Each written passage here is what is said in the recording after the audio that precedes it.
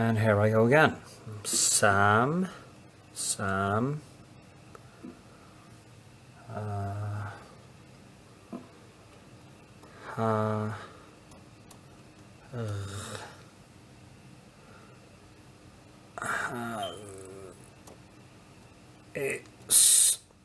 Now, remember that name.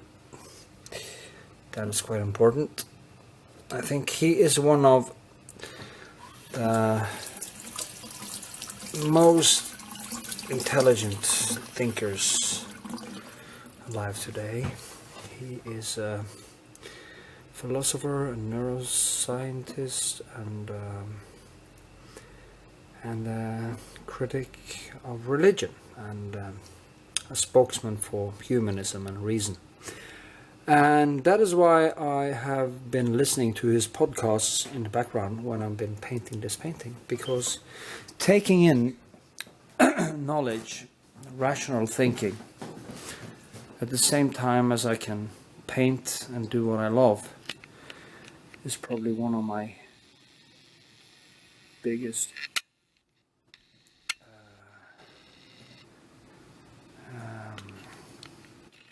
pleasures in life. Being able to take in enormous amount of data and knowledge while doing these things are just living an amazing life. I would urge you to listen to what Sam Harris has to say. You will find him on YouTube. Everywhere, debates about science, about reason, about death, about life, about practically everything.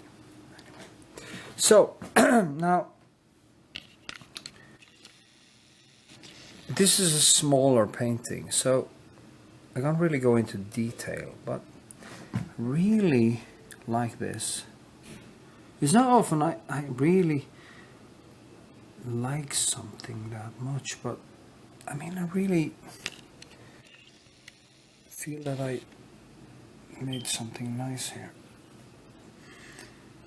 There's always some part of my painting that I like more than other parts, and I guess that head there is what does it for me in this painting. You never know how it's going to turn out. This turned out quite well. So I will post a video of the whole process with Sam Harris talking about science, meditation, religion, Islam, tribalism, everything that is important to understand, to have any idea of what is actually going on in the world. Yeah. And as I always say, share it with your friends. You can add me on Facebook if you send me a personal message and like one of my pages and stuff like that. And if you don't, I will ignore you, because I want to know who the hell I'm adding as a friend. Yeah. Okay. I'm actually a nice guy, so.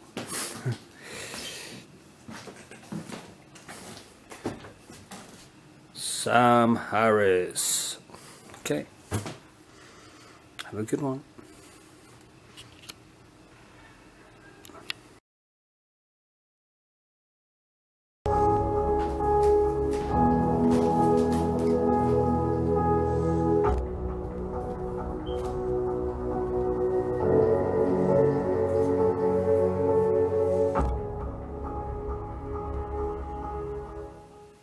Welcome to the Waking Up Podcast. This is Sam Harris. Today I'm going to talk about cults, mostly. I've been in a cultish frame of mind in the last week, getting over bronchitis, so my apologies for my voice being even raspier than it usually is. But I've been paying attention to cults for some reason, and I've focused on two cults that have been around for a while, Heaven's Gate and Scientology. I recently saw the film Going Clear, based on Lawrence Wright's book by that name. And the book is well worth reading. The film is really a devastating takedown of Scientology.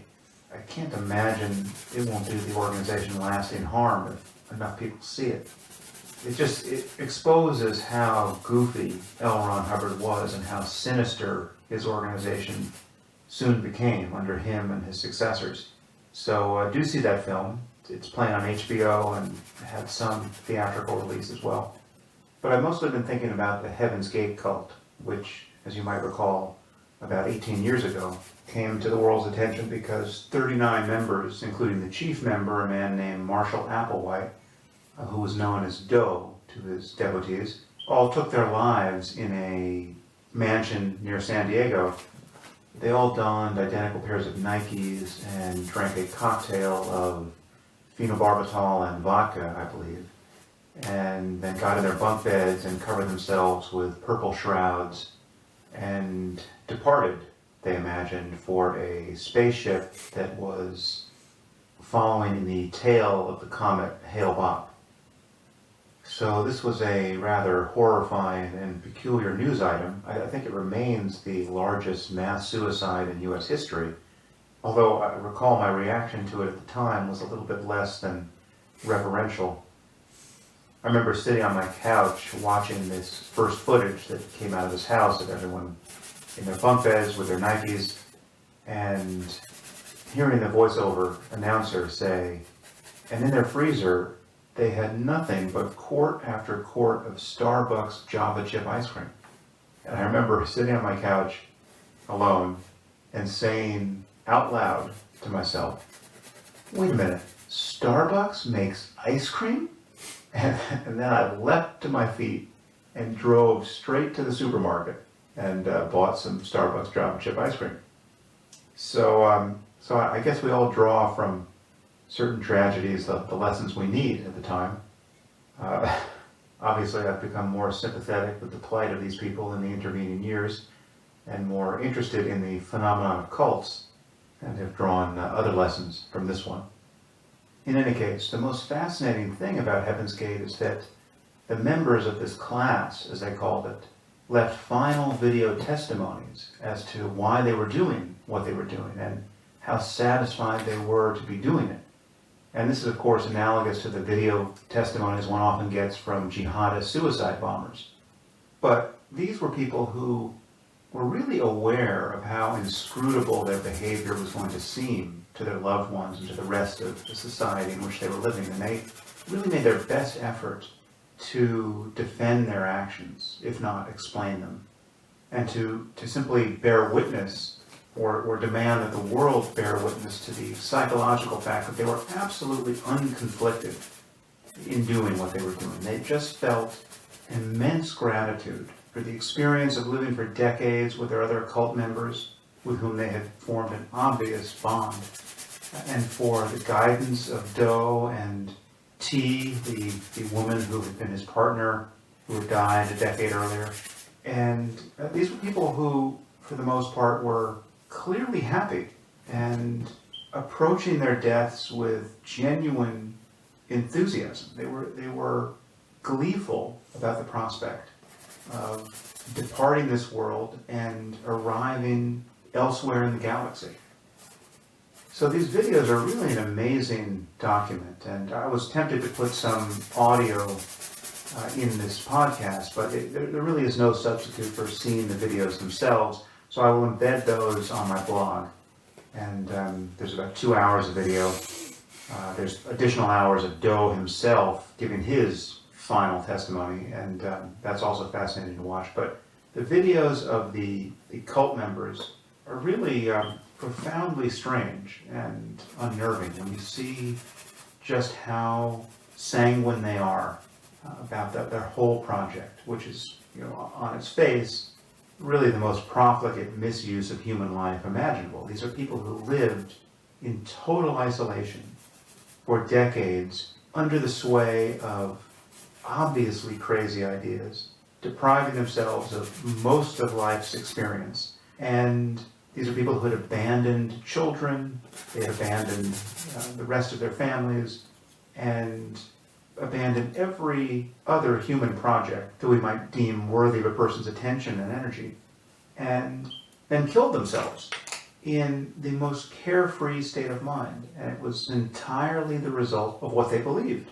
about the nature of the soul, about the nature of the kingdom of heaven, about the hideous condition of the world, and about the coming apocalypse that Do assured them was imminent, and that this represented their last chance to migrate to the kingdom of heaven. They didn't seize it now, everything would be lost. So these videos really are quite unique, and above all, they offer an insight into just what it's like to be totally convinced of paradise. The most shocking thing about this, well, there are a few things. One is the undeniable fact that most of these people were clearly happy in some basic sense. You struggle to detect in their faces and in their deliveries some clue to their deeper psychopathology. And in many cases, I think you will come up entirely empty. Now, these people bear all the signs of having spent, as most of them had, 20 plus years living in total isolation from the world. Most of these people had been part of this cult since the mid-70s, and this was in 1997 that they killed themselves. They all wore identical, terrible haircuts, and all had androgynous clothing that they buttoned up to the neck. I believe they shared all their clothing in common, including underwear. So they had a dogma of non-attachment that was operating here that led to a kind of self-effacement at the level of their presentation. They all wore equally terrible eyeglasses, those who needed them, like they all wandered into a lens crafters and just asked for the worst pair of glasses that could possibly be pulled out of the box. So there's something about these people. They are misfits of the sort, and it's tempting to imagine that they were socially marginalized to a degree that somehow explains how they were recruited into this circumstance and therefore how they met their end.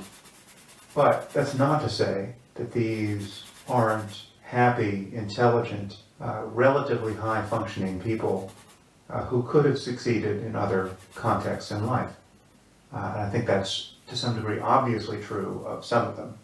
One thing is clear, that many of these people were parents who entirely abandoned their children to join Do and T and submit their lives to this experiment, which, when you look at the details, is rather shocking to consider. It's shocking especially because when you listen to the teachings of Do, you can also watch hours of video where he describes all that he knows about the workings of the universe. Some of this video, at least an hour of it, is his final testament given with the full knowledge that they're going to commit suicide in the coming days. And in watching Do's performance here, I think you'll also look in vain for an obvious reason why people would give their lives over to this man. A few things are conspicuous. One is the total absence of compelling intellectual content. This is not a brilliant person. He's not bowling you over with his ability to connect ideas or to turn phrases.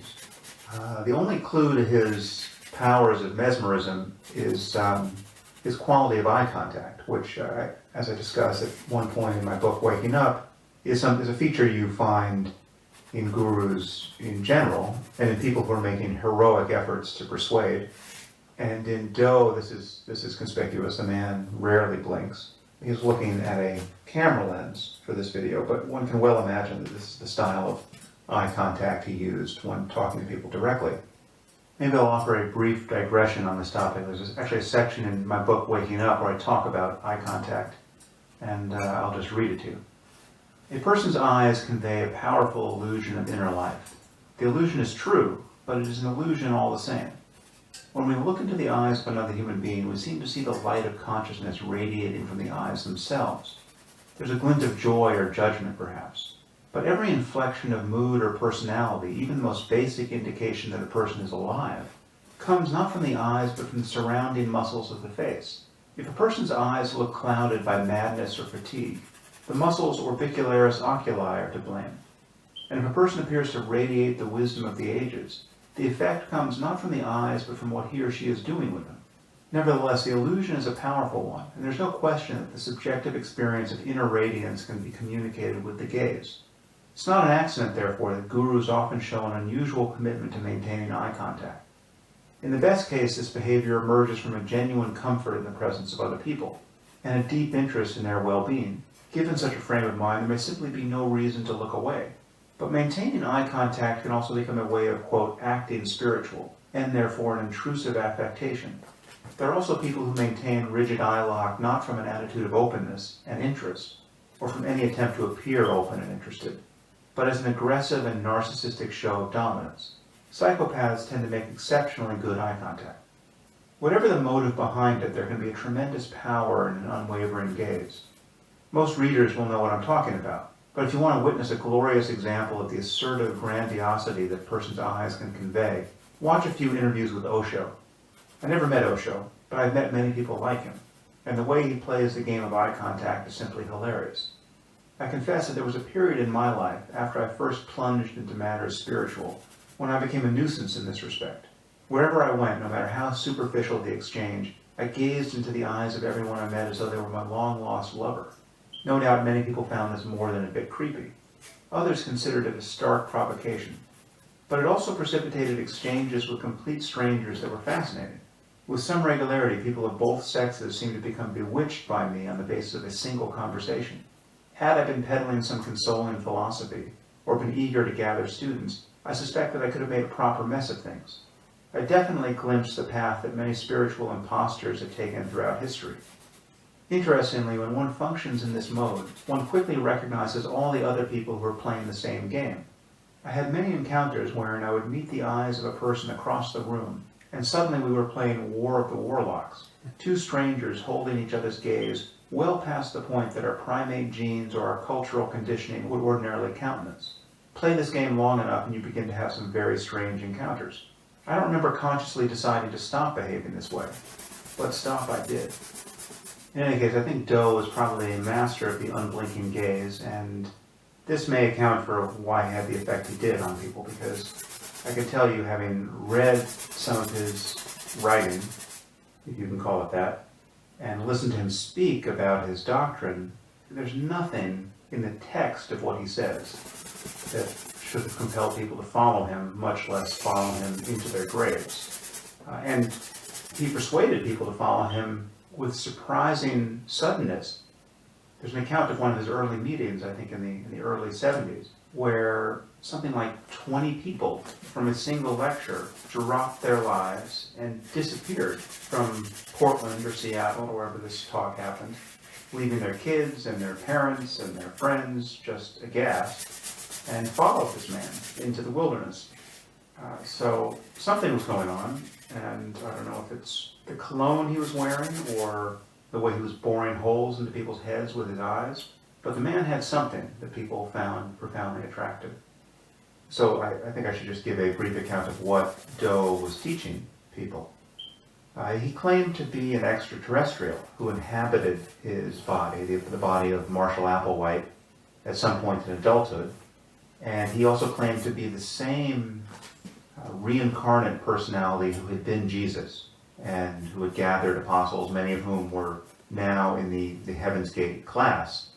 So he had this project previously of trying to bring people to the kingdom of heaven, to the level above human, as the person of Jesus, but had failed because he had had the bad luck of getting crucified. So now he was back, delivering the wisdom of the ages, but now he could deliver it with a modern gloss. Now he could take into account the immensity of the universe and the existence of technology like spacecraft.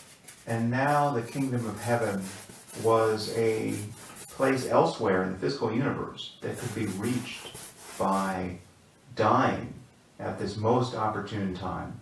Originally he had suggested that spaceships would actually land on Earth and physically take people to this intergalactic space station where the level of above human was being lived out by aliens. But now, since the spaceships didn't land, and they had waited for years and years for the spaceships to land, but since they didn't, now the way to get to the spaceship, which was trailing the comet Hale-Bopp, was to die and leave the physical body. And all of these years of living in isolation was a preparation for the soul to take its place in this kingdom above human.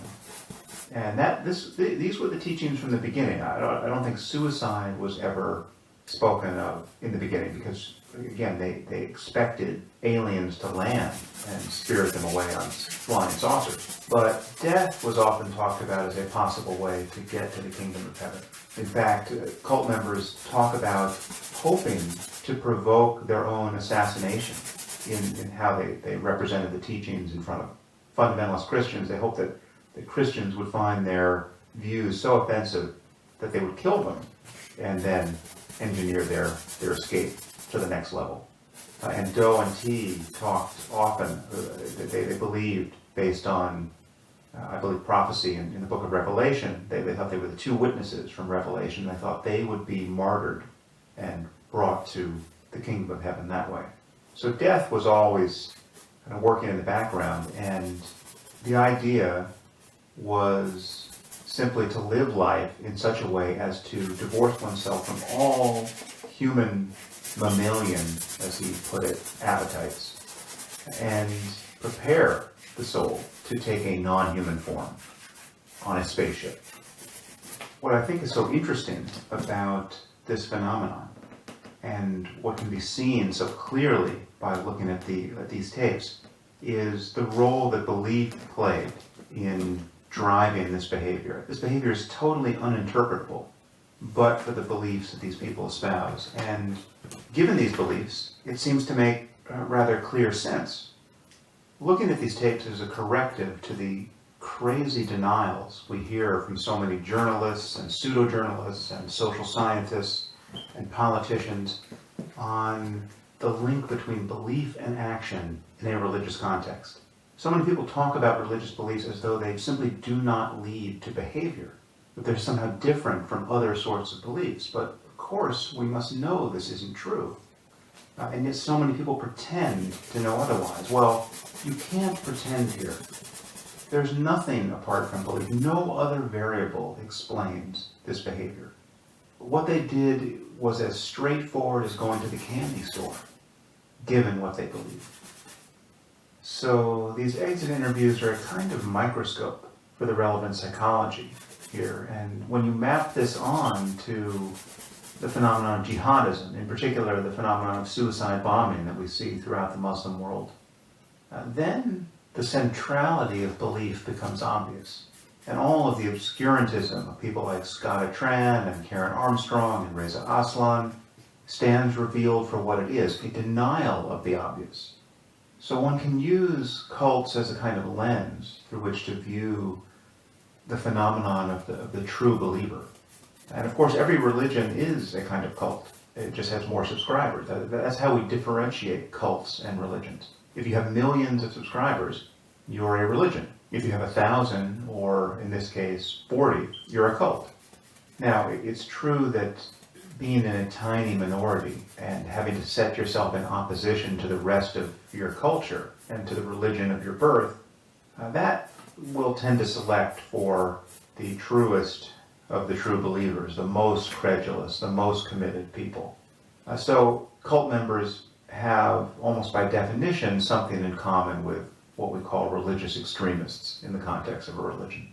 The buy-in for a cult, to be the type of person who's going to drop everything for a religion focused on UFOs, as was the case with Heaven's Gate, that takes a certain kind of person. And when you look at these people, you see some of the aberration of all that. I mean, these are essentially like the most fanatical people at a Star Trek convention who also happen to believe in the rapture. The Venn diagram of cognitive commitments here is Trekkie and people who took the Left Behind novels seriously. But you also should remember that you're watching people who are about to die. These are people who are planning to commit suicide in the next few days. And they are telling you why, and they're telling you how this fits into their worldview. And it is fascinating to see, and it's quite tragic when you think of how these people use their lives, when you think of the children and parents and other family members they abandoned, and when you finally grok the fact that these were not all mentally ill people. These were people merely in the grip of specific ideas. What's interesting about the behavior of this group, in fact, is that up until the time they killed themselves, what they were doing was not that far from things that I've done, or at least for months at a time, never years, but during my 20s I spent about 2 years on silent meditation retreats in increments of up to 3 months, and these were without question some of the most productive and valuable months of my life. And the best meditation teachers I ever studied with were people who had truly spent decades in isolation, in some cases literally 20 years in a cave. So it's not isolation itself that is synonymous with the wastage of one's life. What one believes one is doing in isolation matters a lot. If you go into isolation for a year, just you hole yourself up in an apartment in some city with a dozen Barbie dolls, and you think that by the power of your concentration on these objects, you're going to turn them into real little girls. Okay, you're just a crazy pervert. This is not, isolation can obviously become a circumstance of unethical delusion. And in the case of Heaven's Gate, it was clearly a circumstance of delusion. All of their discipline was anchored to the project of attenuating their humanity so fully that they would be welcomed aboard a spaceship. And part of this project was consummated by at least the men, by going to Tijuana and having themselves castrated. 8 of the men in this group, including Doe, the leader, had themselves castrated so that they could best resist the siren song of their own endocrine system and forget about sexuality entirely. And because of what they believed about the soul and where they were going after the death of their bodies, they felt truly lucky to be who they were. They were leaving a sinking ship and felt true compassion for all of the confused people like ourselves who didn't have the good sense to get off it. But the horror, of course, is that they were wrong, right? Their beliefs were almost certainly false in every respect. And this is the horror of religion generally. This is the horror of Islamism and jihadism. And again, what is central to the phenomenon, the thing that makes it so horrible and yet so captivating to true believers, is this promise of paradise, is the idea that most of what is good in any individual's existence is the part that comes after death. That is really the claim that just leaches all the value out of this world. For instance, Dzhokhar Tsarnaev, the surviving Boston Marathon bomber, wrote on the side of the boat where he was finally captured, "Know you are fighting men who look into the barrel of your gun and see heaven. How can you compete with that?" That's what we're dealing with, this expectation of paradise. I recently read an interview with a former ISIS fighter, and he spoke about this same thing, about being motivated by his concern for the afterlife, which he called, quote, the surest part of life. The surest part of life. This is the thing you can most count on. This is the repository of most value. But of course, it's not the surest part of life. It's at best an hypothesis, founded on nothing. But this is exactly the sentiment you get from the Heaven's Gate members. They're talking about how happy they will be when they finally get to the level above human, the kingdom of heaven. Look at what is going on in the Middle East. Look at the behavior of a group like ISIS. Look at the Western recruits who by the thousands are coming to fight alongside these guys. And recognize that whatever diversity of their backgrounds, whatever other variables we are told account for this behavior, simply realize that these people also believe what they say they believe. And that belief, in their case too, is the primary driver of behavior.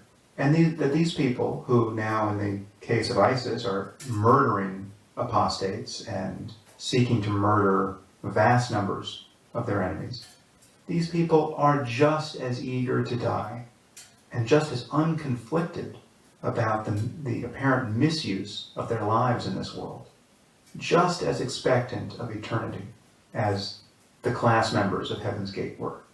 And when you have that epiphany, you'll be in a position to see how confused most people are by current events. So much of what passes for an analysis of Islamism and jihadism at this moment skates across this psychological fact or denies it outright, looking for other reasons for this phenomenon. And whatever contributions these other reasons might make, whatever contributions U.S. foreign policy or a legacy of colonialism or the lack of integration of Muslims in Western Europe might play, the basic fact, the fact at the core of the phenomenon, held and held deeply, is the belief in paradise. The belief that death is an illusion, and that this world, therefore, can be forsaken. In fact, its purpose is to be forsaken. And unless one has some countervailing philosophy that demands a truly ethical engagement with this world, it seems that a belief in paradise makes a person capable of anything. Nothing can go wrong. You can blow up crowds of children and you're doing them a favor. That's what makes this type of religious certainty so terrifying. And the impulse to deny its power, to deny that it is even operating, is more terrifying still. In lying to ourselves about the motivations of these people, we are sleepwalking toward a precipice. Perhaps it's time we all woke up.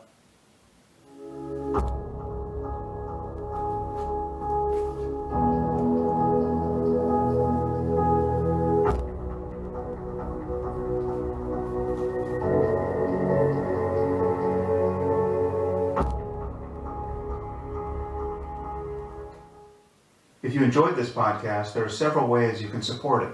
You can leave reviews on iTunes or Stitcher or wherever you happen to listen to it. You can share it on social media with your friends. You can discuss it on your own blog or podcast. Or you can help fund it directly. And there are two ways you can do this. You can try membership at Audible, the world's leading source of audiobooks, at audibletrial.com/Sam Harris. Or you can make a donation through my website at samharris.org/donate.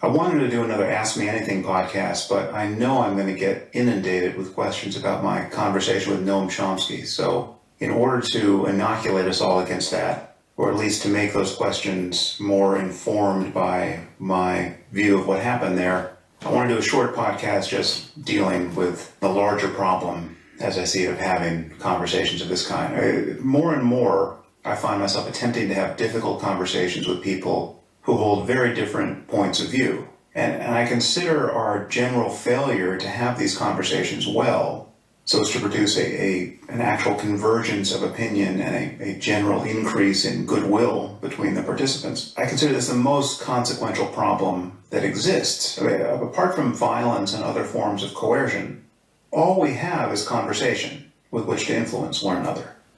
And the fact that it's so difficult for people to have civil and productive discussions about things like U.S. foreign policy or racial inequality or religious tolerance and free speech, this is profoundly disorienting, and it's also dangerous. If we fail to do this, we will fail to get everything else of value. Conversation is our only tool for collaborating in a truly open-ended way. So I've been experimenting by reaching out to people to have difficult conversations. I recently did this with the Muslim reformer Maajid Nawaz, which resulted in a short book entitled Islam and the Future of Tolerance, which will be published in the fall. And as you'll read in that book, this was not at all guaranteed to work. Maajid and I had a very inauspicious first meeting. But when I later saw the work he was doing, I reached out to him, and the resulting conversation is one in which we made genuine progress. He opened my mind on several important points, and most important, it was a genuine pleasure to show readers that conversation, even on very polarizing topics, can occasionally serve its intended purpose, which is to change minds, even one's own.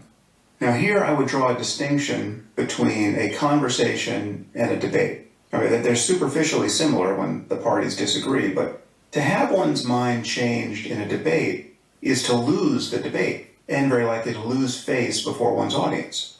Now this is an incredibly counterproductive way to frame any inquiry into what is true. Now occasionally I engage in public debates, but I've never approached them like a high school exercise where one's committed to not changing one's view. I mean, I don't want to be wrong for a moment longer than I need to be. And if my opponent is right about something and I can see that, I will be very quick to admit it. So my dialogue with Majid was not a debate, really, even though at times we are pushing rather hard against one another. It was rather a conversation. And on the heels of that success, I decided to attempt a similar project with Noam Chomsky. And the results of my failure are on my blog for all to see. Of course, many people understood exactly what I was trying to do and why I published the exchange, and they apparently appreciated my efforts. I tried to have a civil conversation on an important topic with a very influential thinker, and I failed.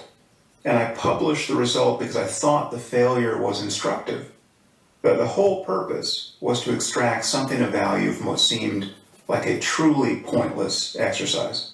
But that's not the lesson that many readers took away from it. Now, many of you seem to think that the conversation failed because I arrogantly challenged Chomsky to a debate, probably because I was trying to steal some measure of his fame, and that I immediately found myself out of my depth. Okay? And when he devastated me with the evidence of my own intellectual misconduct, and my ignorance of history, and my blind faith in the goodness of the US government, I complained about his being mean to me and I ran away. Well, I must say, I find this view of the situation genuinely flabbergasting. Many of you seem to forget that I published the exchange. I mean, you must think I'm a total masochist, or just delusional. Now, I know that some of you think the latter. I heard from one person, I think it was on Twitter, who said, Sam Harris reminds me of a little kid who thinks he's playing a video game, and he thinks he's winning, but his controller isn't actually plugged in. Now, I happen to love that metaphor. I'm just not so happy to have it applied to me. But anyone who thinks I lost a debate here just doesn't understand what I was trying to do, or why, upon seeing that my attempt at dialogue was a total failure, I bailed out. I really was trying to have a productive conversation with Chomsky, and I encountered little more than contempt and false accusations and highly moralizing language, accusing me of apologizing for atrocities, and then weird evasions and silly tricks. It was a horror show. Now, I concede that I made a few missteps. I should have dealt with Chomsky's charges that I had misrepresented him immediately and very directly. They are, in fact, tissue thin. I did not misrepresent his views at all. I simply said that he had not thought about certain questions when I should have said he had thought about them badly. Those of you who have written to tell me that what I did to Chomsky is analogous to what has been done to me by people who actually lie about my views, you're just not interacting honestly with what happened here. I did not misrepresent Chomsky's position on anything. And insults aside, he was doing everything in his power to derail the conversation. And the amazing thing is that highly moralizing accusations work for people who think they're watching a debate. I mean, they convince most of the audience that where there's smoke, there must be fire. I mean, for instance, when Ben Affleck called me and Bill Maher racist, that was all he had to do to convince 50% of the audience. But I'm sorry to say, it was the same with Chomsky. I can't tell you how many people I heard from who think that he showed how ludicrous and unethical my concern about intentions was, for instance. Yeah, he's dealing in the real world, but all my talk about intentions was just a bizarre and useless bit of philosophizing. But think about that for a second. Okay, our legal system depends upon weighing intentions in precisely the way I described. How else do we differentiate between premeditated murder and crimes of passion and manslaughter and criminal negligence and just terrible accidents for which no one is to blame? Imagine your neighbor's house burns down and yours with it. Okay, what the hell happened? Okay, well, what happened has a lot to do with your neighbor's intentions. If he had a cooking fire that got out of control, that's one thing. If he tried to burn down his own house to collect the insurance payment, that's another. If he tried to burn down the whole neighborhood because he just hates everyone, that's another. Intentions matter because they contain all the information about what your neighbor is likely to do next. There's a spectrum of culpability here, and intention is its very substance. Chomsky seems to think that he has made a great moral discovery in this area, and that not intending a harm can sometimes be morally worse than intending one. Now, I'm pretty sure that I disagree, but I would have loved to discuss it. I wasn't debating him about anything. I was trying to figure out what the man actually believes. It's still not clear to me, because he appeared to be contradicting himself in our exchange. But in response to my question and the thought experiments I was marshalling trying to get to first principles, all I got back were insults. But worse, many people seem to think that these insults were a sign of the man's moral seriousness. And many seem to think that belligerence and an unwillingness to have a civil dialogue is a virtue in any encounter like this. And that simply vilifying one's opponent as a moral monster by merely declaring him to be one is a clever thing to do. Now, despite what every Chomsky fan seems to think, there was nowhere in that exchange where I signaled my unwillingness to acknowledge or to discuss specific crimes for which the U.S. government might be responsible. The United States and the West generally has a history of colonialism and slavery and of collusion with dictators and of imposing its will on people all over the world. I have never denied this. But I'm hearing from people who say things like, of course ISIS and Al-Qaeda are terrible, but we're just as bad, worse even, because we created them, literally. And through our selfishness and our ineptitude, we created millions of other victims who sympathize with them for obvious reasons. We are, in every morally relevant sense, getting exactly what we deserve. Well, this kind of masochism and misreading of both ourselves and of our enemies has become a kind of religious precept on the left. I don't think an inability to distinguish George Bush or Bill Clinton from Saddam Hussein or Hitler is philosophically or politically interesting, much less wise. And many people, most even, who are this morally confused, consider Chomsky their patriarch. And I suspect that's not an accident. And I wanted to talk to him to see if there was some way to build a bridge off this island of masochism so that these sorts of people, who I've been hearing from for years, could cross over to something more reasonable. And it didn't work out. The conversation, as I said, was a total failure, but I thought it was an instructive one. So, I don't know if that answers all the questions I'm going to get about the Chomsky affair, but when I put out a call for an AMA later this week, forgive me for moving on to other topics, because I don't think there's much more to say on this one. But I'm going to keep trying to have conversations like this, because conversation is our only hope.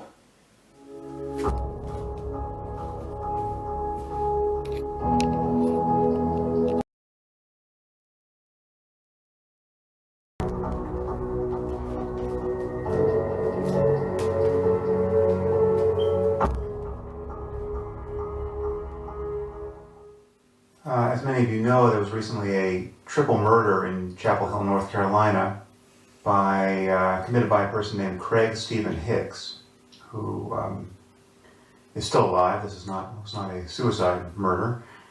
So undoubtedly we'll one day hear what his conscious motives were, but he killed 3 young people, apparently over a parking space. At least that was the subject of their dispute. But he happens to have been a person who identified as an atheist on his Facebook page and expressed admiration for people like Richard Dawkins. He might have said something about me, I'm actually not sure. But he was self-identified as an atheist and critical of all religion, apparently, on his Facebook page. And because the victims of this crime were Muslim, it is now being widely described as a hate crime. And it, in fact, is being described as a symptom of a problem that we have in the atheist community, a problem of militancy, a problem of anti-Muslim bigotry. And many people are claiming that I am somehow responsible for this, both for the background problem and for the murders themselves. which is quite an amazing thing to be accused of.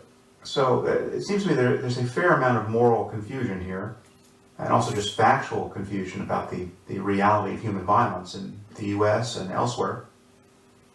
But the first thing to say is that I feel nothing but horror over this crime. These people were killed in the very prime of their life, at the beginning of their adult lives. And they were by all accounts marvelous people. I can only imagine, in fact I can't imagine, the grief of their parents and their loved ones. So there's absolutely nothing in my work or in my mind that is supportive of a crime like this. And I would have hoped that could go without saying. I think in this context it probably can't. Nevertheless, the deluge of claims of equivalence between this crime and the Charlie Hebdo atrocity, or the daily behavior of a group like ISIS, has been astonishing to witness. And you can sense that people have just been waiting for a crime like this that could conceivably be pinned on atheism. But of course, the analogy between militant atheism and militant Islam is a terrible one. It is an anti-analogy. It is false in every respect. Atheists are simply not out there harming people on the basis of their atheism. Now, there may be atheists who do terrible things, but there's no atheist doctrine or scripture. And insofar as any of us have written books or created arguments that have persuaded people, these books and arguments, insofar as they're atheistic, only relate to the bad evidence put forward in defense of a belief in God. There's no argument in atheism that suggests that you should hate or victimize or stigmatize whole groups of people, as there often is in revealed religion. And what we're seeing is that people like Glenn Greenwald and Reza Aslan and the usual suspects, the bevy of apologists for theocracy in the Muslim world, are using this very real tragedy in Chapel Hill to try to stoke a kind of mob mentality around an imagined atheist campaign of bigotry against Muslims. It's an incredibly cynical and tendentious and opportunistic and ultimately dangerous thing to do. Of course, people like Glenn Greenwald and Reza Aslan are alleging that there's some kind of double standard here, that atheists are so quick to detect a religious motivation in the misbehavior of Muslims worldwide, but when it comes to their own, well, then they discount the role played by atheism. But this is just a total misrepresentation of how an atheist like myself thinks about human violence. It is simply obvious that some instances of Muslim violence have nothing whatsoever to do with Islam. And I would never dream of assigning blame to the religion of Islam for that behavior. And to my knowledge, I never have. And insofar as I'm ever confused about the source of Muslim violence, well then I apologize in advance for that confusion. But the problem, of course, is that there are teachings within Islam that explicitly recommend, in fact demand, violence in certain circumstances. Circumstances which we in the 21st century, if we are decent human beings, will recognize as being morally insane. Apostasy, blasphemy, adultery, merely holding hands with a man who is not your blood relative or husband, if you are a woman unlucky enough to be born in a country like Afghanistan. These are rather often killing offenses. And the link between the doctrine, as it is understood by Islamists and jihadists at this point, and the behavior is explicit, it's logical, it is absolutely unambiguous. And yet this doesn't prevent people from denying it at every turn. Now there is no such link between atheism or secularism and violence of any kind, in any circumstance. There's nothing about rejecting the truth claims of religious dogmatists. There's nothing about doubting that the universe has a creator that suggests that violence in certain circumstances is necessary or even acceptable. And all the people who are comparing these murders to Charlie Hebdo or to ISIS, as insane as that sounds, are really trivializing a kind of violence that threatens to destabilize much of the world. And ironically, it is violence whose principal victims are Muslims. I would also point out that the idea that there's some kind of epidemic of hate crime against Muslims in the United States is totally at odds with the facts. You need only check the FBI website, and you'll see that there is no such wave of religious bigotry directed against Muslims or directed against anyone at all, in fact. Hate crime is a very rare offense. 5 people were murdered on the basis of hate crime in 2013. And when you look at the hate crimes directed at people based on religious bigotry, the crimes against Jews based on anti-Semitism outnumber the crimes against Muslims 5 to 1.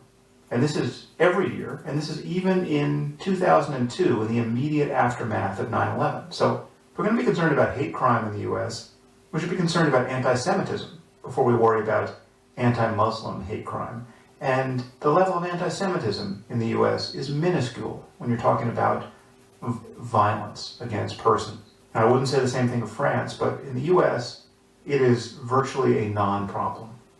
Especially when you compare it to the tens of thousands of ordinary murders and rapes and aggravated assaults that happen on the basis of purely interpersonal violence. People are saying that this could not possibly have been a triple murder born of a neighbor's dispute over a parking space. But this is the most common form of interpersonal violence. It never makes sense on paper. You're talking about people who fail to regulate their emotional states, and they have, in the U.S., ready access to weaponry that makes it incredibly easy to kill someone impulsively.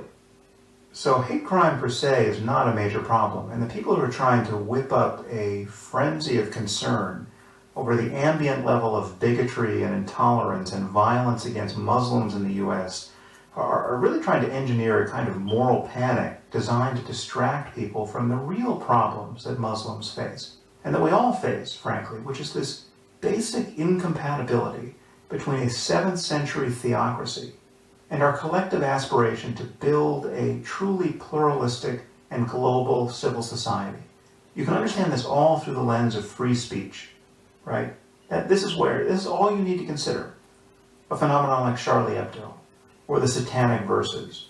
And for some reason, people on the left have aligned themselves with theocrats and people who are truly intolerant of the very liberal values that apologists for Islam think they're enunciating. As I've said before, tolerance of intolerance is just cowardice. And it's a cowardice that's increasingly consequential. So this analogy between so-called militant atheism and militant Islam is essentially a moral hoax. The thing that very few people seem able to distinguish, and the distinction that Greenwald and Aslan obfuscate at every opportunity, is the difference between criticizing ideas and their results in the world, and hating people as people because they belong to a certain group, or because they have a certain skin color, or because they came from a certain country. There is no connection between those two orientations. The latter is, of course, bigotry, and I would condemn it as harshly as anyone would hope. But criticizing ideas and their consequences is absolutely essential, and that is the spirit in which I have criticized Islam in various flavors, and Christianity, and Judaism, and Buddhism, and all of these criticisms are different because these belief systems are different. So that's the distinction that one has to recognize, and the clarity of that distinction leads to a kind of experience in the world that our critics seem to not imagine is possible. So, for instance, after I had that collision with Ben Affleck on Bill Maher's show Real Time, where I uttered this now infamous line, Islam is the motherlode of bad ideas. As I've said before, I think I slightly misspoke there. I should have said it is a motherlode of bad ideas. It's not the only motherlode of bad ideas, but it's the one that frankly concerns me most at this moment in history. Afterwards, I was in a restaurant, and a maitre d' in that restaurant came up and introduced himself and said he recognized me from the show, and he was Muslim, and the resulting conversation was nothing but a positive encounter between two people who had very different views of Islam. It was no surprise to me, and there was no difficulty in acknowledging that my blanket condemnation of Islam didn't capture his feeling as a devout and peaceful Muslim about the significance of his faith. I understand that, and he understood where I was coming from. He understood I wasn't talking about him when I'm talking about the problem with ideas like jihad and martyrdom and apostasy. We had this conversation in a spirit of absolute mutual respect and tolerance. There was not a scintilla of bigotry in my mind. And this guy was the nicest guy in the world, right? So I've been back to the restaurant since, hugged him. There's absolutely nothing hostile about my orientation toward individual people who happen to be Muslim. Now, given the requisite beliefs on their part, the hostility will be inevitable. If I'm in the presence of a Muslim who thinks that infidels are the scum of the earth, we're not going to be hugging each other. But the idea is that somehow my criticism of concepts leads me to hate people is just, there's no point of contact between that and my actual psychology. And I'm sure this is true of Richard Dawkins, and it was true of Hitch, and it's true of Lawrence Krauss, and every other prominent atheist who unfortunately has to waste a fair amount of his or her life criticizing the terrible ideas of religion. Not to put too fine a point on this, but the psychological reality of being a so-called militant atheist seems to be so difficult for our critics to imagine that I feel like I need to give another example. So I'm writing this book with Maajid Nawaz, who I've mentioned before on this podcast. No doubt many of you are aware of who he is, but he's a former Islamist, now a Muslim reformer, brilliant, interesting, indispensable, who I now consider a friend. He wasn't a friend before this collaboration because we didn't know each other, but now I consider him a friend and actually a personal hero. He's an immensely courageous man. So he and I are collaborating on this book, the title of which is Islam and the Future of Tolerance. And as you'll see in this book, much of it has the character of a debate where I am pushing somewhat hard on specific ideas within Islam, and he is telling me how these ideas are susceptible to more benign interpretation so as to move Islam forward into the 21st century. But the crucial point is I don't have to censor myself on the topic of Islam to have this conversation. Maajid knows exactly what I think about Islam and concepts like jihad and martyrdom and apostasy. He knows exactly what I think about the treatment of women throughout the Muslim world. There is no contradiction between having a civil but nonetheless hard-hitting and searching conversation about a very important, even inflammatory topic, and having a positive ethical orientation toward the person you're arguing with. I actually said something to this effect in a recent Washington Post article, and Glenn Greenwald linked to this on Twitter, saying that Sam Harris wants us to know that he has a Muslim friend. So he's accusing me of using the some of my best friends are black defense. And he also branded Maajid as a critic of Islam, dismissing him as a mere critic of Islam, and therefore, of course, he's the kind of Muslim I would associate with. So he treats Maajid like an Uncle Tom. And please remember, this is coming from a gay Jew living safely outside the Muslim world who would be hurled from a rooftop any place within it. Now, perhaps the most charitable interpretation I can give to this behavior is that people like Greenwald and Aslan think that my criticism of Islam and the criticism of the new atheists generally is so easily misunderstood by mentally unbalanced or racist or xenophobic people that it's dangerous. It's dangerous to focus on Islam because bad people will misinterpret the significance of this focus and commit murders of the sort we just witnessed in North Carolina. Now, let me concede, it's certainly possible that the murders in North Carolina were a hate crime. It could be that when Hicks starts talking, he'll tell us how much he hates Muslims and he just wanted to kill a few. And he might even say he read The God Delusion and The End of Faith and God is Not Great and took from these books some kind of rationale to victimize Muslims at random. I think it is incredibly unlikely that that's the case. I will be flabbergasted if Hicks says that his atheism drove him to commit these murders, whereas the next jihadist will almost certainly say that his religion mandated that he behave the way he did. But perhaps people like Greenwald and Aslan think that criticizing Islam is just dangerous because it could be misunderstood by bad people. Well, by that standard, we can't criticize anything. This, as Ali Rizvi pointed out, this would be like saying we can't criticize U.S. foreign policy because some number of people overseas will become so agitated by this criticism, by reading Noam Chomsky or Glenn Greenwald, that they will then kill U.S. tourists at random. Is that possible? Sure, it's possible. But we have to be able to criticize U.S. foreign policy. And some of what people like Chomsky and Greenwald write about U.S. foreign policy is correct. Should they be held responsible if some deranged person takes their writing and uses it as a basis for intolerance or even murder? No, of course not. And the same can be said for any criticism of the doctrine of Islam. I want to make one thing very clear. In saying or writing or otherwise publishing the opinion that I have blood on my hands, and then backing that up with conscious misrepresentations of my views about Islam, that is a dangerous thing to do. It's dangerous for me. It's not dangerous for Greenwald and Aslan, and they know it. But it is dangerous for me. It increases the risk to me and my family from religious lunatics in the Muslim community.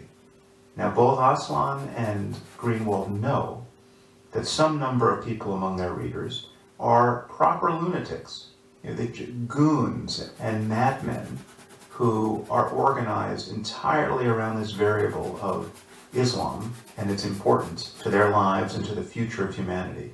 And if you tell them, as Greenwald and Aslan repeatedly have, whether in their own words or by circulating the lies of others, that I want to nuke the Muslim world, or that I want to round Muslims up for torture, or that I'm a genocidal fascist maniac, or that I want to profile dark-skinned people at airports, or that I want to kill people for thought crimes, or that I have blood on my hands for the murders of 3 beautiful young people in North Carolina.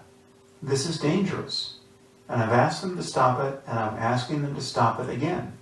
I'm about to release a book on Islam with Majid Nawaz. Majid has serious security concerns. He is my co-author, telling millions of people that I have incited hatred against Muslims that led to the deaths of these poor people in North Carolina is totally unethical. Aslan and Greenwald are mendacious bullies. They're making it unsafe to criticize bad ideas that absolutely have to be criticized. There is no view that I have ever published that I am hiding from. I've written about torture and profiling, but none of my views reduce to anything that could be the basis of hatred of whole groups of people. And it's very difficult. It may in fact be impossible to counter these lies once they are in circulation.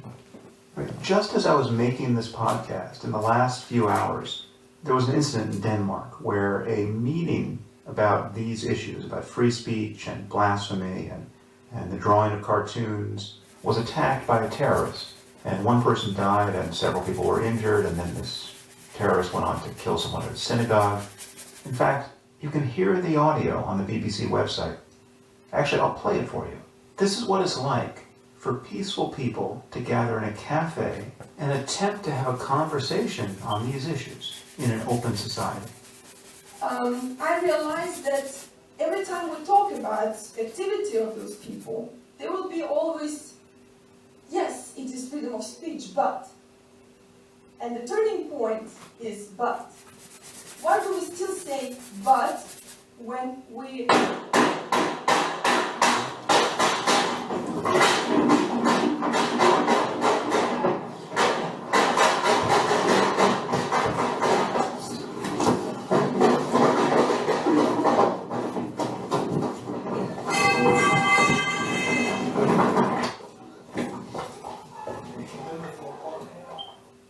You have to ask yourself, what kind of world do you want to live in?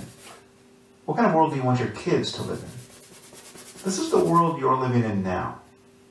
And as someone who is spending a fair amount of time dealing with these issues, I can tell you that I no longer feel safe doing so. And apart from jihadists themselves, there is no one I know of who's making this job less safe than people like Glenn Greenwald and Reza Aslan. And not just for me, obviously, but I'm talking about those people in Copenhagen. I'm talking about people in open societies everywhere who have to deal with this growing menace of jihadism. Unless we can speak honestly about this, unless we can resist the theocratic demands being placed on us, we will lose our way of life. In fact, we have already lost it in many respects. We have to reclaim our freedom of speech. So if you care about living in an open society that doesn't more and more resemble Jerusalem or Beirut, if you care about free speech, real freedom of speech, not merely its political guarantee, but the reality of being able to speak about what you need to speak about in public without being murdered by some maniac, or without having to spend the rest of your life being hunted by a religious mob. If you care about my work or the work of other secularists and atheists, or that of Muslim reformers like Maajid Nawaz, or apostates like Ayaan Hirsi Ali, if you care about our ability to notice and criticize and correct for bad ideas, then you have to condemn this behavior. You have to condemn the deliberate manufacture of lies designed to make it unsafe to have honest conversations. So please push back against this. Please lose your patience for shocking displays of intellectual dishonesty on the part of people like Glenn Greenwald and Reza Aslan, and all the other commentators who obfuscate the plain reality of religious fanaticism. Your response to this really matters. The things you do on your own blogs and on social media and in comment threads really make a difference. Thanks for your help.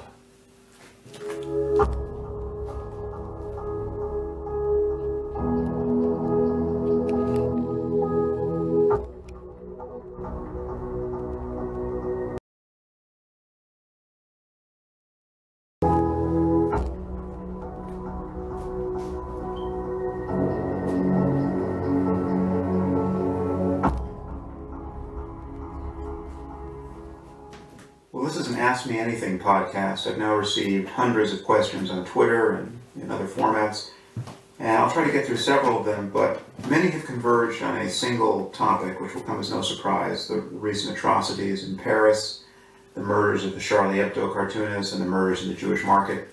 And also many of you are concerned about the subsequent self-censorship, which has really been quite amazing to witness. It's just astonishing that the media cannot do the one thing that it could do to keep it and everyone else safe. And it can't do the one thing that would have kept the Charlie Hebdo cartoonist safe, which is publish en masse all of these cartoons and present a united front against this creeping theocracy. So I'll try to say a few things on this topic. I haven't commented on it publicly yet, and while I've been circulating the interviews done by friends and colleagues like Maajid Nawaz and Ayaan Hirsi Ali and Douglas Murray, all of them have been excellent. I've been declining in interviews myself, and I'm not quite sure why I've been doing that. I think the main reason is that it's just become toxic for me to say over and over again that which should really go without saying, and to then be vilified for it. So it really is no fun dealing with this topic. Although I am writing a short book with Maajid Nawaz, the working title of which is Islam and the Future of Tolerance. And I'm very happy about that. Maajid is doing amazing work, and he's really just indispensable. And we're having a very good conversation. And that will be published in June, at the latest, I hope, by Harvard University Press. And beyond everything we may or may not agree about, I think we've produced an example of a fundamentally different conversation on this problem of Islam at this moment. And if you don't know who Maajid is, you should Google him. He's a former Islamist who obviously knows exactly why Islamists do what they do. But now he's a reformer, and he's quite articulate on the topic of how to move Islam forward. And while I'm skeptical of that project and increasingly worried that it might be hopeless, he and I managed to have a very good conversation. So I will alert you all to the birth of that book when it occurs. But perhaps I can say a few things about recent events in the meantime. Well, the first thing to say is that the response of liberals, and again, it is so depressing to have to use the term liberal in a pejorative way in this context, but liberalism has completely lost its moorings on the topic of Islam. Needless to say, we have all the usual suspects, Glenn Greenwald and Reza Aslan and Chris Hedges and Karen Armstrong, and as unreadable as these people have become, you can't help but notice the stupid things they say about Islam, even in the immediate aftermath of an atrocity like this. And as will come as no surprise, they will tell you that this has nothing to do with Islam. It has nothing to do with heartfelt religious convictions. No, it has everything to do with capitalism and the oppression of minorities and the racism of white people in Europe and the racism of cartoonists at a magazine like Charlie Hebdo. That is the cause of this behavior. That's what causes someone to grab an AK-47 and murder 12 cartoonists and then scream Allahu Akbar in the streets. It is a completely insane analysis. Even if you grant everything that's wrong with capitalism and the history of colonialism, you should not be able to deny that these religious maniacs are motivated by concerns about blasphemy and the depiction of the Prophet Muhammad, and consider their behavior entirely ethical in light of specific religious doctrines. And it's a kind of masochism and moral cowardice and lack of intelligence, frankly, at this point, that is allowing people to deny this fact. And then we have the practice of self-censorship, which is completely understandable and entirely based on fear. And the reason why it's understandable is that this fear is actually quite rational if you were the only person or news organization printing pictures of the Prophet Muhammad. And that's why every newspaper and magazine and news outlet on Earth should have agreed to print the latest Charlie Hebdo cover immediately on the same day and spread the risk. We hear everywhere about this false trade-off between freedom of speech and freedom of religion, as though there was some kind of balance to be struck here. There is no balance to be struck. Freedom of speech never infringes on freedom of religion. There's nothing I could say in this podcast about religion generally or about Islam in particular that would infringe upon someone else's freedom to practice his or her religion. If your freedom of religion entails that you force those who do not share it to conform to it, well, then that's not freedom of religion. We have a word for that. That's theocracy. This respect that we are all urged to show for, quote, religious sensitivity is actually a demand that the blasphemy laws of Islam be followed by non-Muslims. And secular liberals in the West are defending this thuggish ultimatum and putting the lives of cartoonists and journalists and freethinkers and public intellectuals in jeopardy day after day. So we're harming ourselves when we practice censorship on this point. The Muslim world simply has to get used to free speech winning. And we should make no apologies for this. But there are several double standards that are quite harmful on this point. For instance, it is illegal in France and Germany and a few other countries in Western Europe to deny the Holocaust. That's a bad law. A person should be absolutely free to deny the Holocaust, which is to say he should be free to destroy his reputation, and others should be free to ridicule him and to boycott his business. There shouldn't be a law against this kind of idiocy. And making this category of speech illegal is a terrible mistake. And Islamists and liberals are using this mistake as a basis to condemn the so-called hypocrisy of all the people who are defending Charlie Hebdo at this moment. Whatever you think about the content of the Charlie Hebdo cartoons, and as many people have pointed out, this content has been misunderstood outside of France. Cartoons that appear racist to a non-French speaker, to someone who's ignorant of French politics, are anything but racist when you understand the context. But even if you granted that most of these cartoons were racist and therefore offensive, you have to concede that protecting this speech becomes important when you have one group of people, quote, radical Muslims, who are responding to this offense with credible threats of murder in every country on earth. We can't give in to this. So here's one sign that a person, whether he's on the left or the right politically, has completely lost the plot here. The moment he begins to ask, what was in those cartoons? Were those cartoons racist? Was that a negative portrayal of Muhammad? To ask such questions is obscene. People have been murdered over cartoons. End of moral analysis. And we are seeing a total capitulation on the part of news organizations in the face of this terror. The fact that the New York Times will not print the current cover of Charlie Hebdo, even though it is absolutely newsworthy, and even though they are writing articles about it, is shocking. And we should notice how euphemism is preventing honest conversation on this topic. We use words like extremists and extremism. What do these words mean? Well, extremism generally suggests that an expression of a certain set of ideas has become an exaggeration or distortion of those ideas. But when we're talking about Muslim extremists, have they really exaggerated or distorted the core teachings of Islam? No, Muslim extremists are motivated by the most literal and straightforward and comprehensive resort to the ideas expressed in the Quran and the Hadith. What is ISIS doing that Muhammad didn't do or didn't advocate somewhere in Scripture? Good luck finding something important. And that's a fact that we just have to absorb. That is a body blow to political correctness that just has to land and land hard. Happily, someone like Majid Nawaz is prepared to talk about this. He's prepared to take the other side in a conversation, with me in this case, and he can do it without lying about the connection between what people believe and their behavior in the world.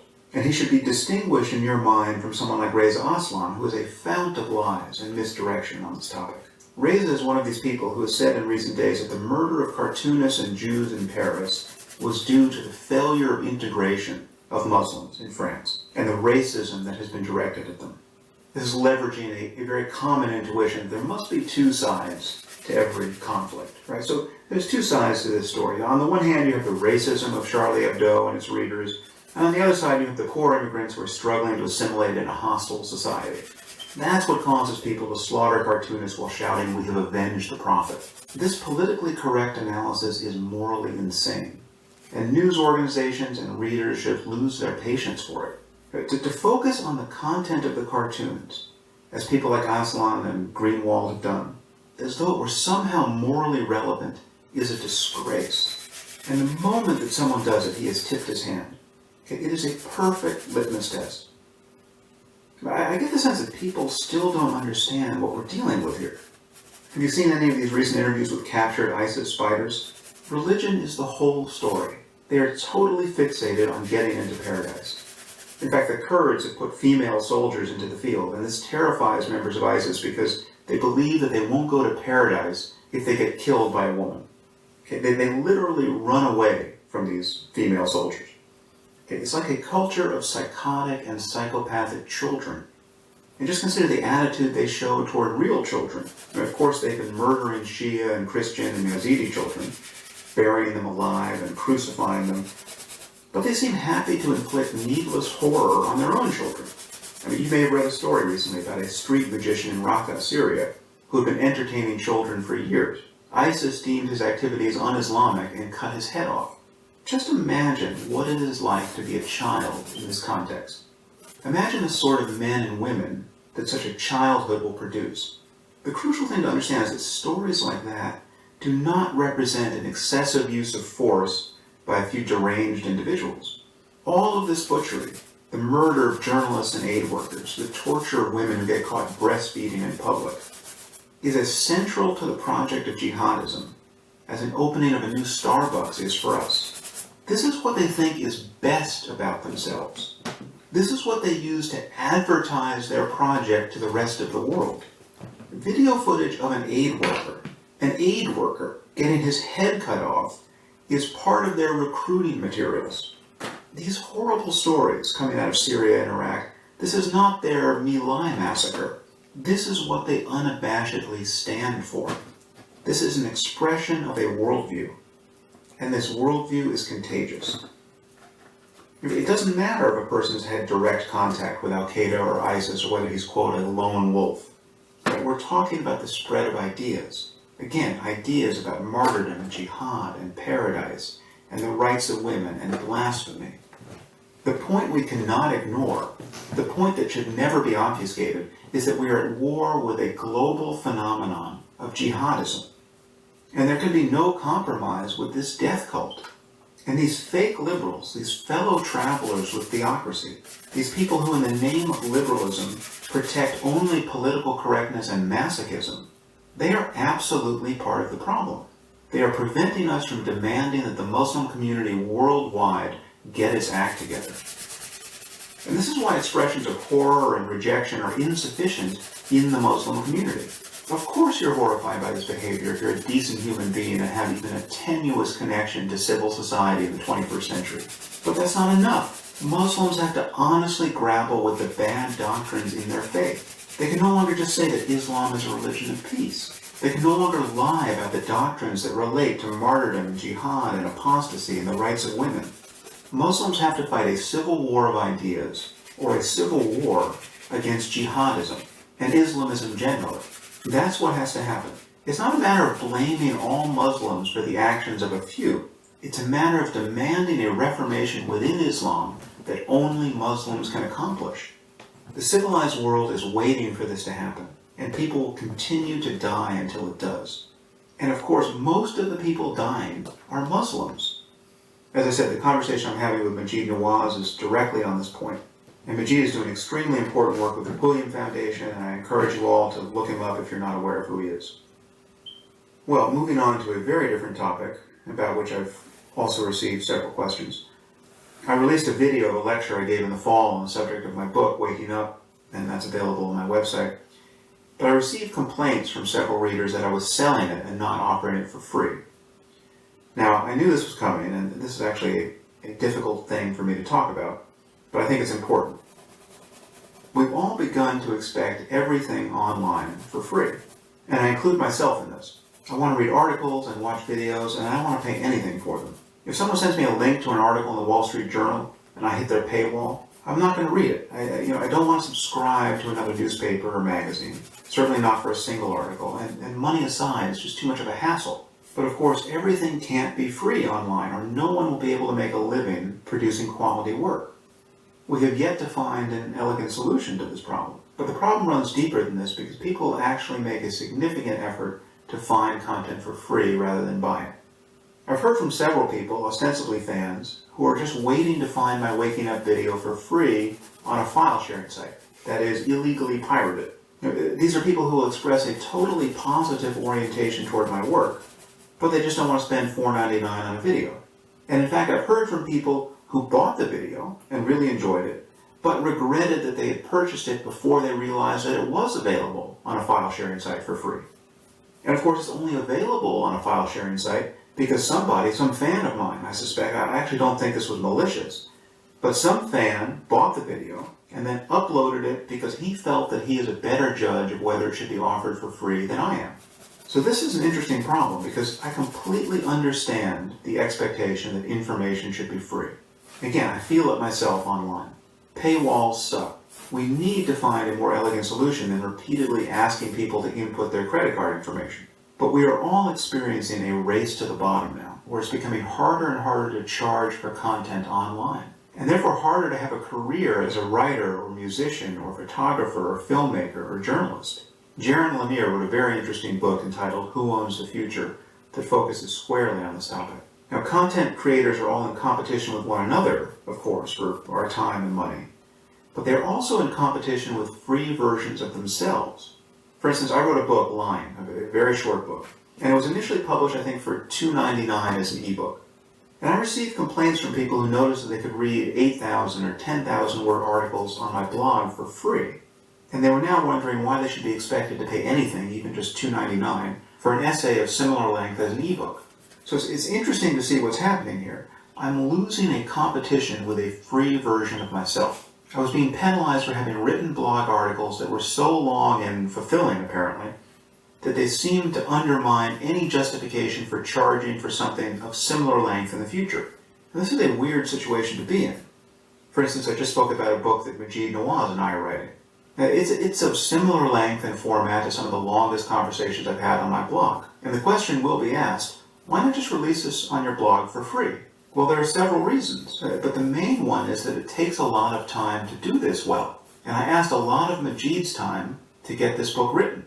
And it is just unsustainable to spend this kind of time again and again and again and again for free. And most of the writing I do is for free, and most of the speaking I've done has been for free. But it has to be subsidized by work that is financially viable. If you like reading my blog articles, or you like listening to podcasts or seeing videos of me online for free, the only way to support this work is to buy the thing I'm selling when I'm selling it. And in the case of this waking up video, I was actually trying to do something unusual. I produced a video that is obviously of higher quality than anything that's likely to happen on its own when I get invited to give a lecture and then someone records it and puts it online. And it turns out that it's very expensive to do this. It's expensive to merely acquire the footage. I recorded 3 separate talks in 3 separate cities, and this was all done professionally with a 5-camera crew in each city. There really should be no mystery about why I would need to charge for a video like this. It costs over $100,000 to make. So the question of whether it makes sense for me to produce a video of high quality is a question that can only be answered affirmatively by your willingness to pay for it. So I am running an experiment here, and the only way to support it, I'm afraid, is to buy the video and not download the pirated version. Now my concern is that this is all sounding more mercenary than it is. I mean, it is an immense privilege to do the work that I do. I actually get paid, sometimes, to do work that I would do anyway for free. I'm not working in a coal mine. But the general picture here, that you should all be aware of, is that it is increasingly difficult to figure out how to get paid for doing work of this kind. I'm in a privileged position to absorb this difficulty, and many other writers and podcasters aren't. So if there's a podcast you love and you've been listening to it for free for months, and there's some way to support it, they have an Amazon affiliates link on their website, or they have a donate button, I would encourage you to support it, because we're all trying to find some way to cross over into this digital future of media. And free really is the enemy. Free has made it almost impossible for musicians to get paid for their music. Now they're just forced to tour endlessly in order to make up the difference. The problem for writers in particular is that touring is generally not an option. Many writers are not people who could make money speaking. I mean, they were writers after all. Unless we can figure out how to subsidize the creation of quality content with something more than banner ads, the entire world is going to become the Huffington Post. Now, unfortunately, I don't know what the solution is, but personally, for the moment at least, I intend to occasionally charge for something that took a lot of work to create, and then do the rest of what I do for free. And so, for instance, before I got on this topic, I spent about 15 minutes or so talking about the problem of global jihad. Okay, why did I do that? Well, because I think it's a very important problem, obviously. But I wasn't getting paid to do that. And I'm incurring a non-trivial security risk for doing it. So think of this in light of my forthcoming book with my Noam, which also could be offered for free on my blog, but I actually feel that given the amount of time we're putting into it, and given the obvious benefit of having Harvard University Press help us launch it, it makes sense to publish it as a book. And so if you are behind the project of speaking honestly about the problem of Islamism and global jihad, and you think I'm contributing something useful to that conversation, or Majid is, then when we publish this book, the only way to cast your vote, not just about the book, but about podcasts like this, is to buy it and read it and talk about it, and not wait for some pirated version of it to be scanned and put online so that you can read it for free. All right, so now that I have browbeaten you all sufficiently, we can move on to other topics. So I have several other questions here, and I will be briefer. Do you think social progress can ever go backward? For example, a return to slavery or public executions? Yes, I do. I don't think there's anything about moral progress that is guaranteed. We conquer ground, and we can lose that ground, and the bad people can certainly win. So all the more reason to fight evil and lunacy wherever we encounter it. How careful, if at all, should liberal critics of Islam be that their criticisms don't give cover for illiberal racists? Well, I think this is a non-issue. I think that if what you're saying relates to ideas and their consequences, and you're actually not promulgating racism, which is to say you're not concerned about the color of people's skin or their ethnicity, you're just talking about ideas, well then people are going to use your clear thinking for some nefarious purpose. That is outside of your control. That there obviously are racists who are going to continue to be racists. And on any specific point, their animus toward brown-skinned people or Arabs or immigrants may align with a totally rational concern about specific ideas or social policies. But that's not something you can correct for by not criticizing bad ideas or specific policies. So I really think it is a non-issue. I think we should disparage racism wherever we encounter it. And we should talk candidly about specific ideas, in this case within Islam, like a belief in martyrdom or jihad.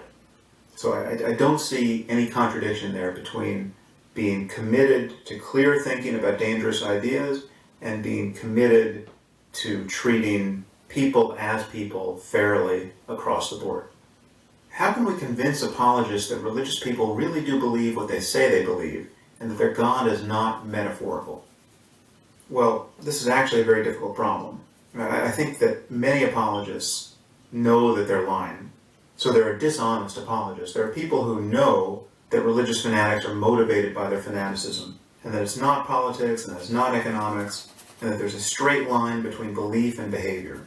And I'm convinced that many apologists know this, and they're lying about it for reasons that are generally inscrutable.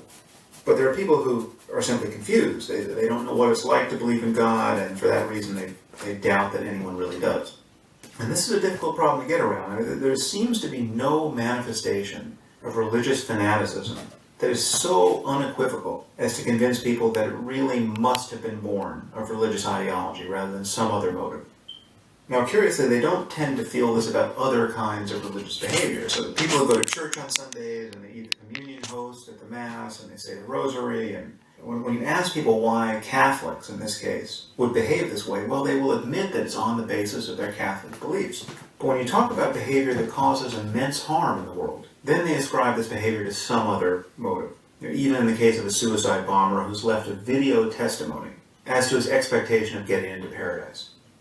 So there is no evidence that would be sufficient for many of these people, and they have, for whatever reason, rigged the game this way.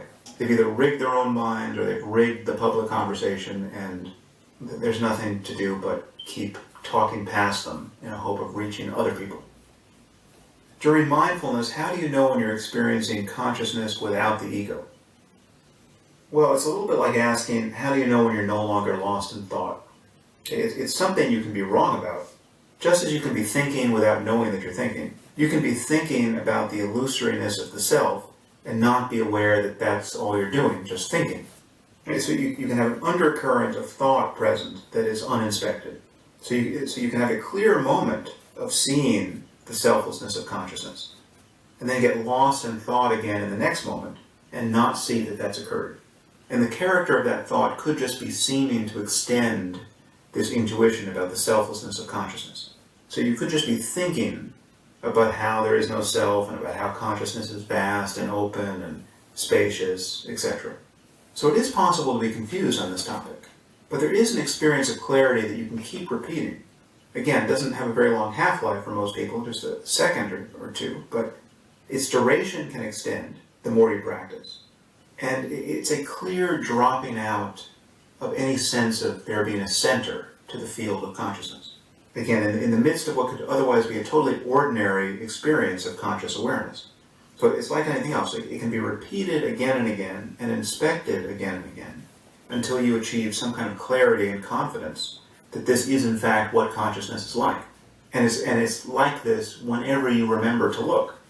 So it's the repeatability of it that is significant. So it's important to realize that the selflessness I'm talking about is not a peak experience that you have and then lose and then remember for the rest of your life and think about and hope to get back to.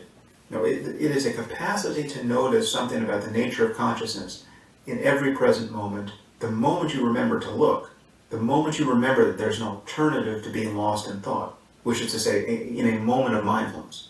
So you can either locate this quality of consciousness in this moment, or you can't. And if you can, well then it's always there to be inspected. So if you think yourself up into a position of doubt about this and you wonder, well, maybe there really is a self and maybe I'm just fooling myself, well then you can look again in this moment. And if you actually have this capacity to look, well then this feeling of self will again drop away. Then its absence will become obvious. So it is self-authenticating in that sense. It's a direct insight that is repeatable.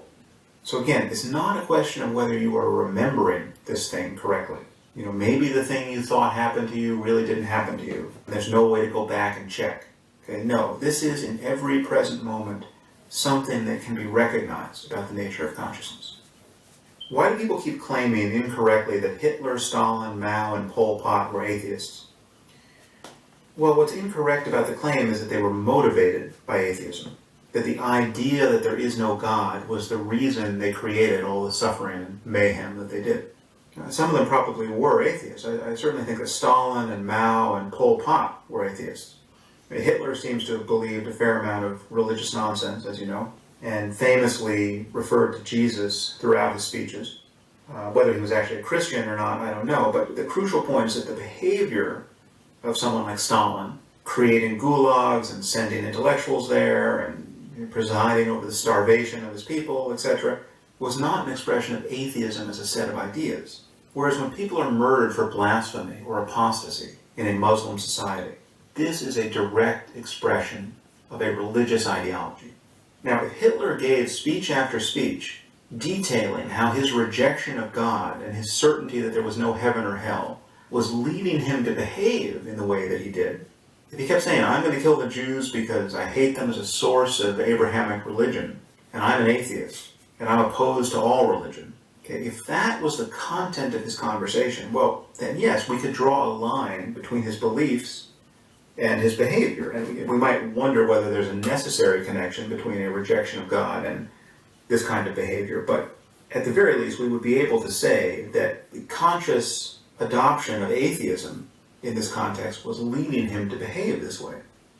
But of course, that was not the character of his conversation at all. And his hatred of the Jews was a rather direct inheritance from 2,000 years of Christian demagoguery. And everything else he was committed to, this whole notion of the purity of German blood and everything else, amounted to a quasi-religious mythology. All of the other trappings of Nazism, the personality cult of the Third Reich, had many of the features of a religion, as did life under Stalin or Pol Pot, and the same is true of North Korea now. These are quasi-religious mass movements. These are political religions. The problem is not that there is too much skepticism or too much of a commitment to empirical reality.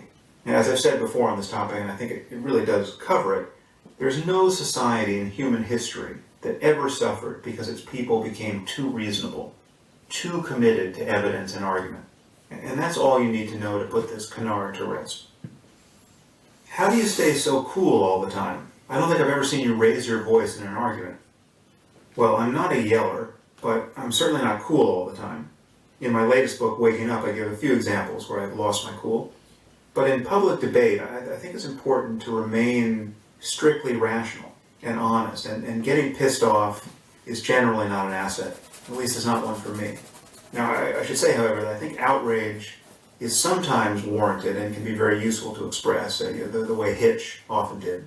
And there are many encounters I've had where it would have been great to have traded places with Hitch and just have swapped him in tag team style for a much-deserved application of fire and brimstone. But I think Hitch probably did this to a fault. I think it made him seem like a less reliable interlocutor than he in fact was on many topics. But in many cases, I do think his application of anger was spot on, and I wish it was a gear I had that I could shift into. If I have it, I haven't found it yet. Because I'm working in a different mode in conversations of this kind. I'm just trying to get out of the way and track what is true. But that's not to say that I never get angry. It just doesn't tend to happen in face-to-face encounters about ideas. It'll happen behind the keyboard more than it will happen behind the mic. And part of this is there is something about face-to-face encounters that make it difficult to demonize one's opponent, and I think that's a good thing. I'm very aware that when one is colliding with some odious person online, purely through the vehicle of text, it's possible to be arguing with someone who only exists in your imagination. And needless to say, I've been on the receiving end of this kind of thing, and it's incredibly annoying. When you're just behind the keyboard, you don't get any of the social cues that would allow you to empathize with your opponent or at a minimum go halfway toward understanding his position. So you can wind up manufacturing an enemy and attacking him for views that he doesn't actually hold. And what you say in that context, or write, will not be constrained by whatever he would have said in real time to correct your distortion of his views. And this is why so much debate online is just totally unproductive.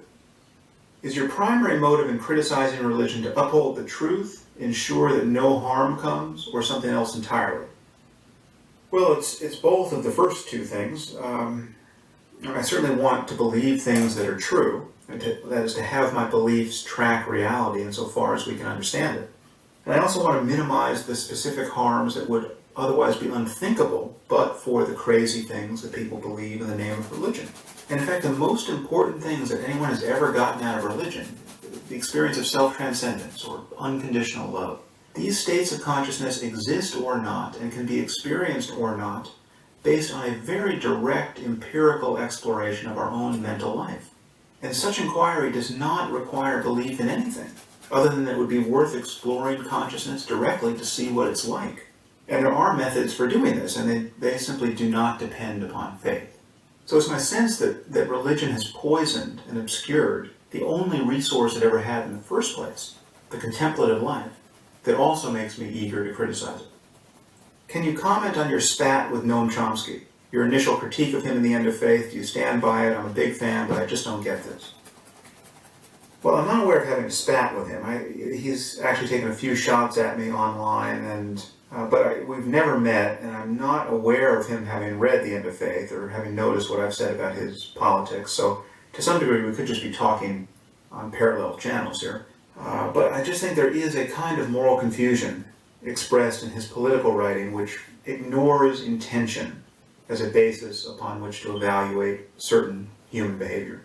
At the end of the day, he simply wants to use body count as the only metric to discuss the moral stature of two sides in a conflict. So if we kill a dozen children unintentionally, well, that's every bit as bad as doing it intentionally. That, I think, is a bad way to look at human conflict. I think the people who are intending to kill children are different than the people who are intending to kill the people who are killing children and are accidentally killing children in the process. It's a huge difference. You have to ask yourself, well, what kind of world does any group or society want to create? How do they want the world to be? And what would they do if they had all the power? And when you ask that question, you get very different answers for specific groups, no matter how much misery and death is happening on both sides of a conflict. And when you look at World War II, it was just a horrific wastage of human life. But the difference between the Allies and the Nazis was absolutely categorical. What sort of world did the Third Reich want to create? Okay. And what did we want to create on our side? We did horrible things. The firebombing of Dresden, the atomic bombings of Hiroshima and Nagasaki. Absolutely grotesque acts of violence, where hundreds of thousands of people, millions of people over the course of the war, died. But what sort of world were we trying to build? What were our intentions with respect to the Germans and the Japanese, really? Well, you saw our intentions, because after the war, we did not murder everyone. We helped rebuild their societies. So we're not perfect, but we were different from the Nazis. So you can't just look to body count, merely, to judge the rightness or wrongness of human behavior. And Chomsky seems to discount intentions across the board and only look at body count. And if you do that in any given instance, you come away with a perverse description of what's happening in the world. And you come away believing the kinds of things that people influenced by Chomsky tend to believe, whether it's Glenn Greenwald or any other person who's drunk this Kool-Aid. And you can end up saying things like, the United States is the greatest terrorist state in human history, right? Or some other such nonsense. There is a difference between the Dick Cheneys of the world and the al-Baghdadis of the world. And it is crucial that people on the left understand that. And as far as I can tell, Chomsky has been a source of pure moral confusion on this point. What is your biggest regret and why? Well, I don't actually spend a lot of time regretting things. It doesn't make a lot of psychological sense to me. You know, if you get me focused on a specific thing I did in the past where the outcome wasn't good, well, then I can certainly wish that I had made a different decision or that my life had taken a different turn there. But everything that has happened, everything that I did or didn't do has conspired to produce precisely this moment. And it seems to me that the only reasonable use of my attention now is to figure out how to navigate forward from here towards some desirable end. But there are things in my past which I certainly think were not optimal and I wish I had done differently.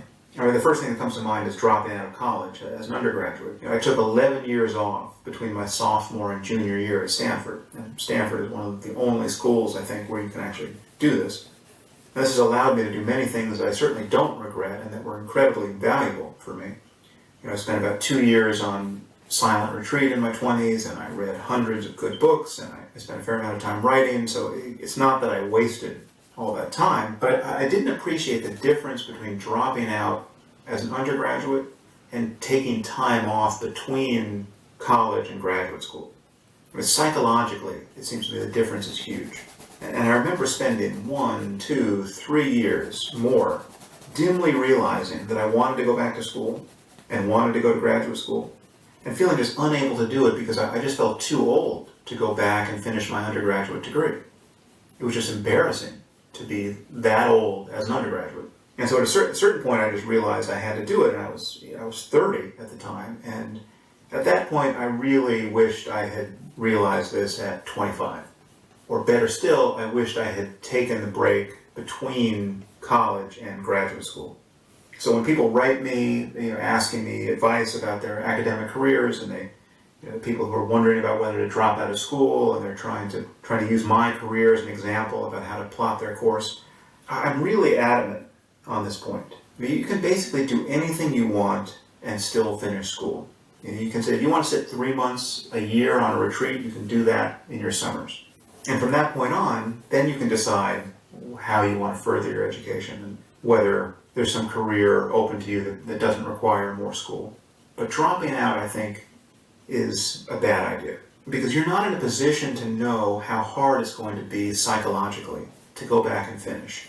And this was something I was blindsided by, because I felt for a very long time that I was playing catch-up in a way that was stressful, and it's not something I would wish on any of you. So stay in school.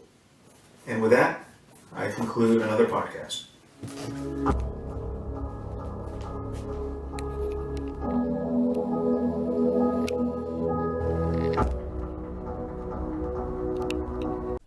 Okay, thank you for watching, and thank you for going through the whole thing. If you'd like to support my channel, you can do that by going to Patreon and sign up for $1 or $5. If you do a $5 Patreon, you can actually become a lucky owner of one small painting, which is a Patreon giveaway that I do every month. So sign up and support your artist, and I see you in the next video. Keep painting, keep living, and have fun.